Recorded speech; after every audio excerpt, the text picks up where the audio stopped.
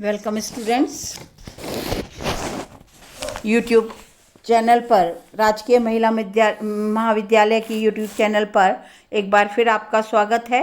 और आज हम बात करेंगे सूफी मत की। सूफी मत का परिचय क्या है, उद्भव विकास उसका किस तरह से हुआ और सूफी सिद्धांत क्या क्या हैं। तो आज हम इसकी चर्चा शुरू करते हैं। सूफी काव्य जो है वो निराकारवादी संतों के साथ साथ एक और जो है धारा चल रही थी और वो थी सूफी मत की। सूफी फकीर थे और जहाँ एक ओर संत अपनी खंडन मंडन की प्रवृत्ति को चला रहे थे, वहीं दूसरी ओर सूफियों ने मंडनात्मक प्रवृत्ति के साथ बड़े ही मनोवैज्ञानिक ढंग से हिंदू मुसलमानों के बीच की जो दूरी थी उसको दूर किया, जो वैमनस्य था उसको दूर किया। इसके लिए इन सूफी कवियों ने मुसलमान होते हुए हिंदू घरानों की प्रेम कथाएं ली और उन प्रेम कथाओं के द्वारा अपने सूफी दार्शनिक सिद्धांतों को लोगों तक पहुंचाया। हिंदू मुस्लिम एकता की दिशा में सूफी फकीरों ने बड़ा ही स्तुत्य प्रयास किया है। उनकी भक्ति साधना, उनका सिद्धांत हृदय से संबंधित था। उन्होंने हिंदू मुसलमानों दोनों के हृदयों में अजनबीपन को दूर किया, साथ साथ खंडनात्मकता के स्थान पर दोनों की संस्कृतियों का सुंदर सामंजस्य भी किया। दोनों सूफी प्रेम काव्य कोमल हृदय की सुंदर अभिव्यक्ति है। मुसलमानी शासक भारत में पूर्ण रूप से स्थापित हो चुके थे। प्रारंभिक दिनों में शासक और शासित वर्ग में काफ़ी तनातनी थी, किंतु अब धीरे धीरे दोनों के हृदय एक दूसरे के निकट आने लगे। और ये सच है कि कुछ कट्टरपंथी मुसलमान शासकों ने अपने उद्यत स्वभाव के कारण हिंदुओं पर अकथनीय अत्याचार ढाए और तलवार के बल पर इस्लाम का प्रचार करना चाहा। परंतु दूसरी ओर एक ऐसा भी मुसलमान शासक वर्ग था जो हिंदुओं के प्रति अत्यंत उदार था और उन्हें अपने पथ पर चलने की आज्ञा देकर गौरव का अनुभव करता था। बाबर और शेरशाह सूरी इसके ज्वलंत उदाहरण थे। इन शासकों के समय में सहानुभूतिपूर्ण वातावरण में सभी को उदार बना दिया। इसी उदारता का साहित्यिक रूप से सूफी कवियों को ये की प्रेम कहानियाँ थी। सबके प्रति सहिष्णुता, सब में समन्वय, सब में संग्राहक बुद्धि का उदय इस युग की विशेषता थी। प्रेम काव्य रचना में इसी भावना को आधार बनाया गया और ये भावना जायसी के काव्य में पूरी तरह से अभिव्यक्त हुई है।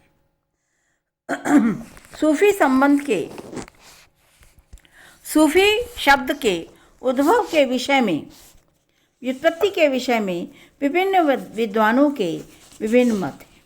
कुछ विद्वान सूफ शब्द को सफ शब्द से निकला हुआ मानते हैं, जिसका अर्थ होता है अग्रिम पंक्ति में जो खड़े होंगे वही सूफी होंगे। कतिपय विद्वान मदीना की मस्जिद के समक्ष सुफ़ा चबूतरे पर बैठने वाले फ़कीरों को सूफी कहते हैं। तीसरा मत ये है कि सूफी शब्द सोफिया का रूपांतर है, जिसका अर्थ ज्ञान है। ज्ञान के कारण ही इन्हें सूफी कहते हैं। कुछ विद्वानों ने सूफी शब्द का संबंध सफ़ा से जोड़ा है, जिसका अर्थ पवित्र और शुद्धता है। उनके मतानुसार सूफी शब्द का अर्थ पवित्र और शुद्ध आचरण वाले व्यक्ति हैं। अन्य लोगों ने इन्हें सूफा, एक अरब की जाति विशेष, सुफ़ा भक्त विशेष, एक रूपांतर माना है। उपयुक्त मत किसी न किसी अटकल पच्ची के पर आधारित है अतः किसी के आधार पर सूफी शब्द की व्युत्पत्ति का निर्णय नहीं किया जा सकता। इसमें कहीं अधिक तर्कसंगत अनुमान उन लोगों का है जिन्होंने सूफी शब्द का संबंध सूफ अर्थात ऊन से माना है। कहते हैं कि पहले सूफी लोग मोटे ऊनी कपड़ों को धारण किया करते थे।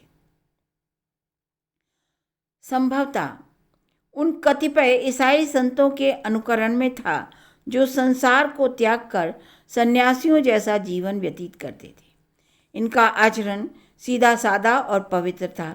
ऐसे रहन सहन के कारण इनको निंदा भी हुई, किंतु इसकी परवाह न करते हुए इस पहनावे को इन्होंने एक विशेष प्रकार का रूप दिया। सूफी शब्द मूलतः अरब और ईरान के उन व्यक्तियों को सूचित करना है जो मोटे ऊनी वस्त्रों का चोगा पहनते थे। इनका विरक्तों और सन्यासियों जैसा साधनापूर्ण जीवन था।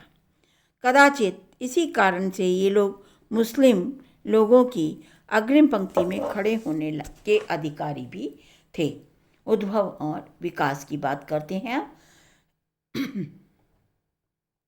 सूफी मत को इस्लाम धर्म का प्रधान अंग स्वीकार किया जाता है, किंतु इस दिशा में ये स्मरण रखना होगा कि सूफी मत इस्लाम धर्म की शरीयत अर्थात कर्मकांड को प्रतिक्रिया का उसी प्रकार फल है जिस प्रकार हिंदू धर्म साधना में वैदिक कर्मकांड की प्रतिक्रिया का फल वैष्णव मत है।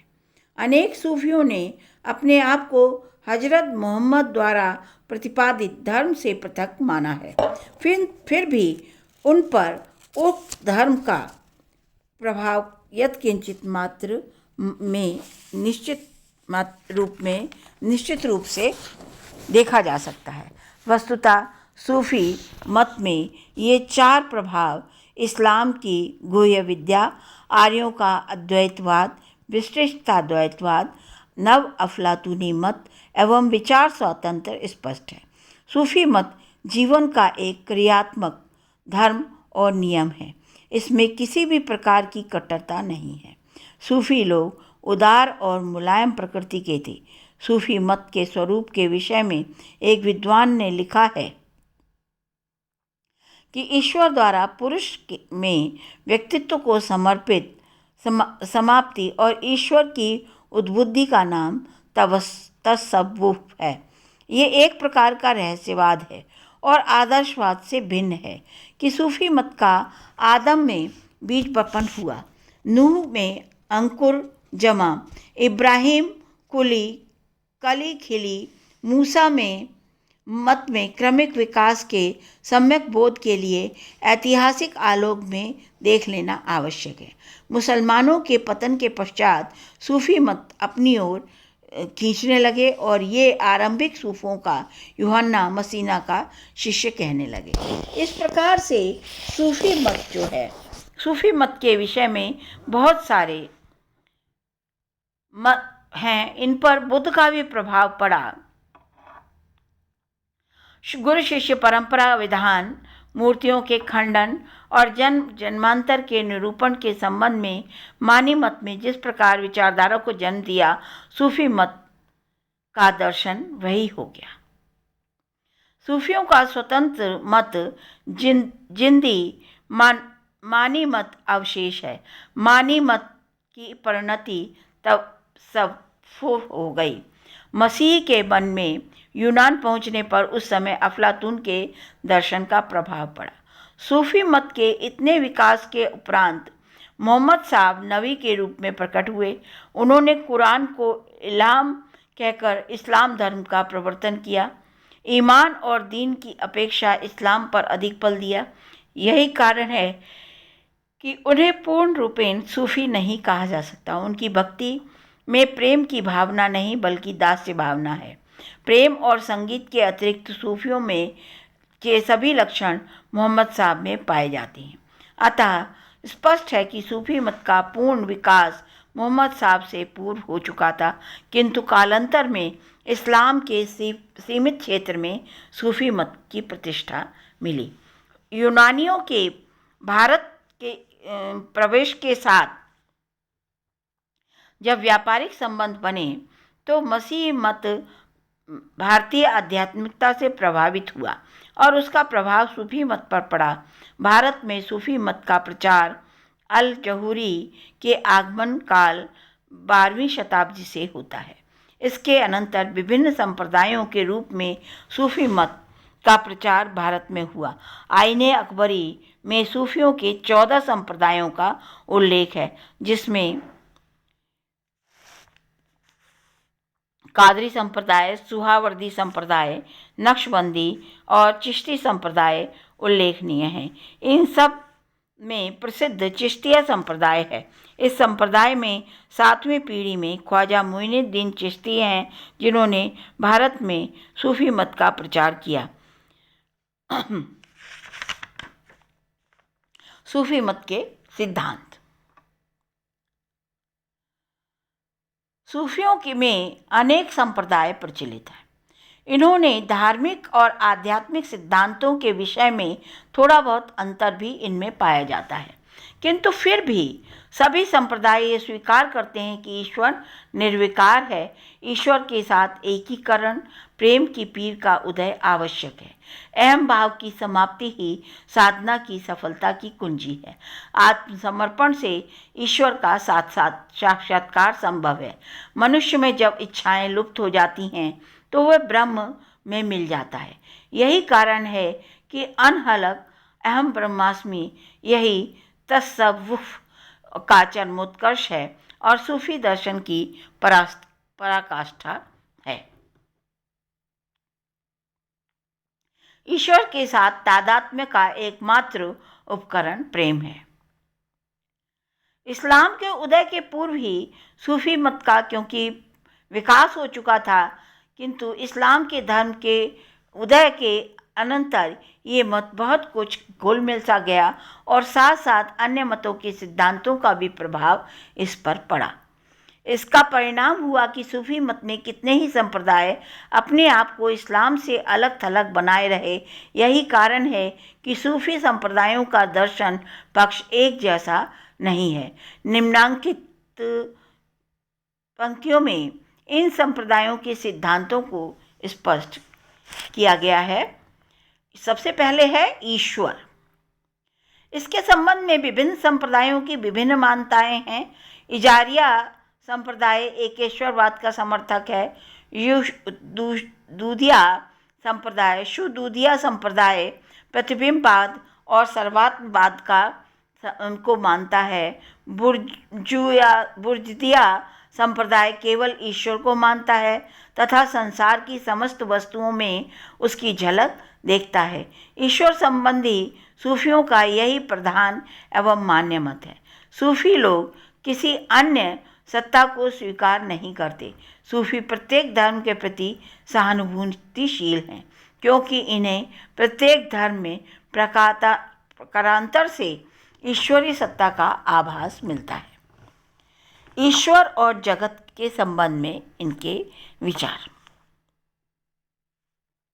कुछ लोग ईश्वर को जगत से परे मानते हुए भी उसे जगत का में लीन मानते हैं। दूसरे ईश्वर को और जगत को भिन्न भिन्न नहीं मानते, बल्कि ईश्वर ही जगत का रूप है ऐसा स्वीकार करते हैं। इसके विपरीत कुछ एक ने ईश्वर और जगत को भिन्न भिन्न मानकर एकेश्वरवाद का समर्थन किया है। अधिकांश सूफी लोग ईश्वर को न जगत के बाहर समझते हैं, न जगत में लीन। वह जगत के बाहर भी है और जगत के अंदर भी। वास्तव में उसका रूप अकल्पनीय, अचिंतनीय है। वह निर्गुण, निर्विशेष, शुद्ध स्वरूप एवं निरपेक्ष है।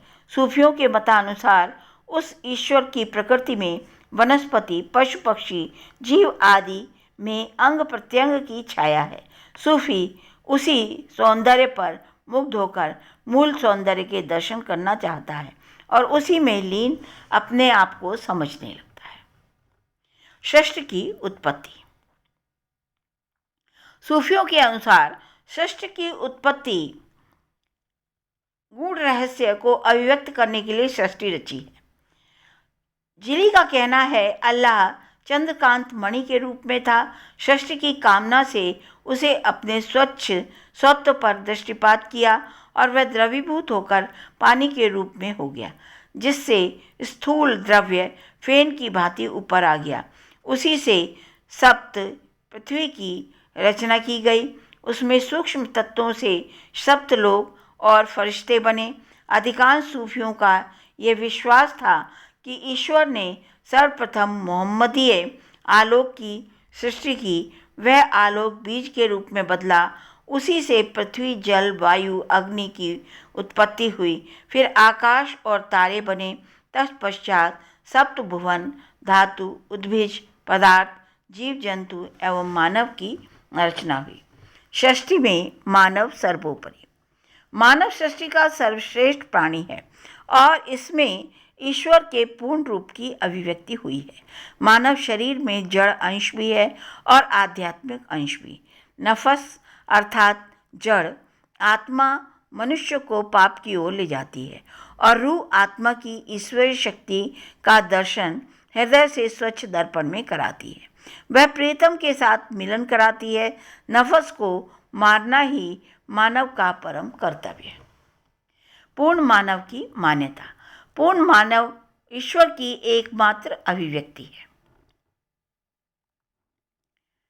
प्रत्येक मनुष्य में परिपूर्णता का बीज सुप्तावस्था में रहता है।